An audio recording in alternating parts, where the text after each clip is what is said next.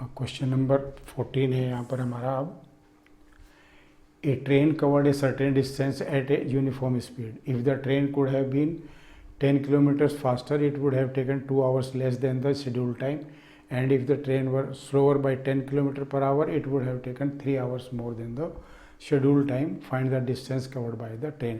Same question मैंने पहले भी कराया है। तो यहाँ पे क्या है, डिस्टेंस पूछा है, तो ट्रेवल्ड डिस्टेंस, तो डिस्टेंस जो है हमारा किसके बराबर होगा, डिस्टेंस हमारा किसके बराबर होता है, स्पीड और टाइम,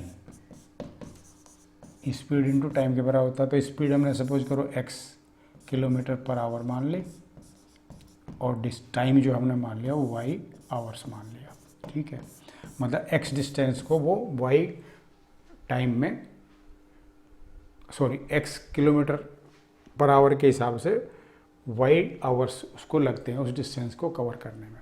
तो हमारा जो डिस्टेंस हो गया, इसलिए डिस्टेंस हमारा कितना हो गया, डिस्टेंस हो गया हमारा x इंटू वाई किलोमीटर, ये हो गया। अब पहली कंडीशन के हिसाब से जो है ये बोलता है कि अगर इसकी स्पीड 10 किलोमीटर ज़्यादा होती, फास्ट होती, मतलब x की बजाय x + 10 होती, x + 10 इतने किलोमीटर पर आवर होती, तो इसको 2 घंटे कम लगते, मतलब y की बजाय y - 2 आवर्स लगते। इन दोनों को मल्टीप्लाई करेंगे हम तो भी ये भी सेम डिस्टेंस कवर कर रहा है, और ऊपर वाला डिस्टेंस किसके बराबर है, एक्स वाई के, तो ये एक्स वाई के बराबर हो जाएगा। ये एक इक्वेशन आ जाएगी। दूसरी कंडीशन ये बोलता है कि अगर ये 10 किलोमीटर पर आवर स्लो होती उससे, तो इसका मतलब स्पीड कितनी हो जाती, x - 10। उस केस में जो टाइम लगता है इसको 3 आवर्स ज़्यादा लगते, तो y + 3 आवर्स लगते हैं।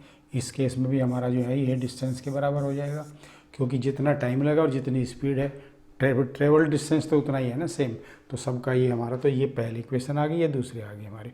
अब इनको सोल्व कर लेते हैं, इनको हम सोल्व कर लेते हैं। कैसे सोल्व करेंगे, अभी सबसे पहले इसको हम यहाँ लाएंगे, तो ये हो जाएगा x + 10 इंटू वाई - 2 = xy है, ठीक है। अब इसको खोल देते हैं इधर वाली लेफ्ट हैंड साइड को, तो xy - 2x + 10y - 20 = xy। xy से xy कैंसिल हो गया, तो ये आ गया -2x + 10y - 20 = 0। 2 से थ्रू आउट डिवाइड कर देते हैं, तो -x + 5y - 10 = 0। फिर माइनस से मल्टीप्लाई कर देते हैं थ्रू आउट, तो ये हो जाएगा x - 5y + 10 = 0। ये आ गई हमारी इक्वेशन पहली। अब दूसरी इक्वेशन के लिए हम इसको करेंगे अब सोल्व। ये हो जाएगा हमारा x - 10 इंटू वाई + 3 = xy। इसको भी सोल्व कर लेते हैं राइट हैंड साइड को, तो xy + 3x - 10y - 30 = xy। xy से xy कैंसिल, तो 3x - 10y - 30 = 0, ठीक है। अब यहाँ पे हम देख रहे हैं ये इक्वेशन नंबर हमारी 2 आ गई।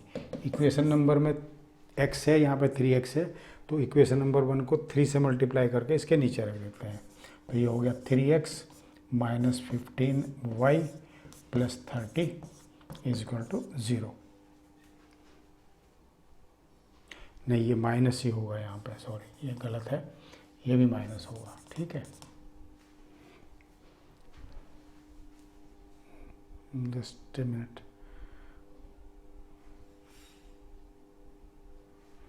ये हो गया हमारा 30 और ये हो जाएगा हमारा 20 -20, ठीक है।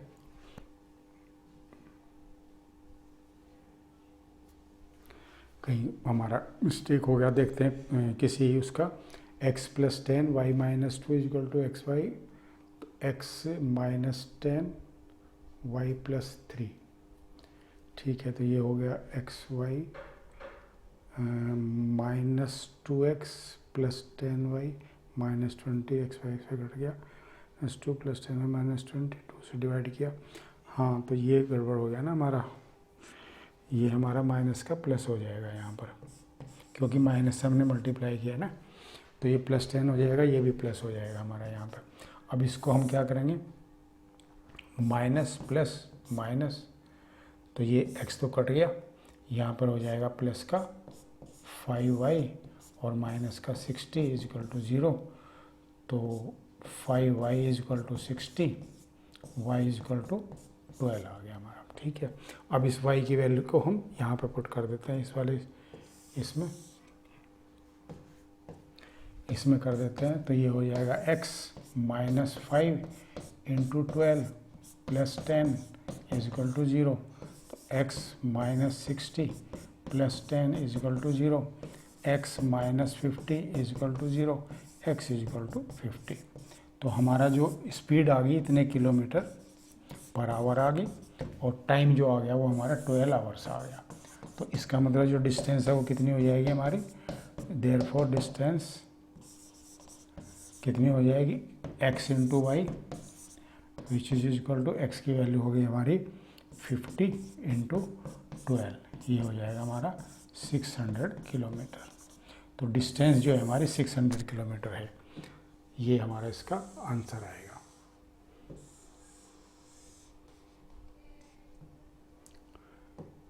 ये हमारा 600 किलोमीटर इसका आंसर आ गया। तो इस तरह के पहले भी क्वेश्चन कराया मैंने, सेम टाइप का क्वेश्चन है, बस प्रैक्टिस के लिए ये एक और क्वेश्चन इसमें हमने ऐड किया है। नेक्स्ट क्वेश्चन देखते हैं इसके बाद क्या है।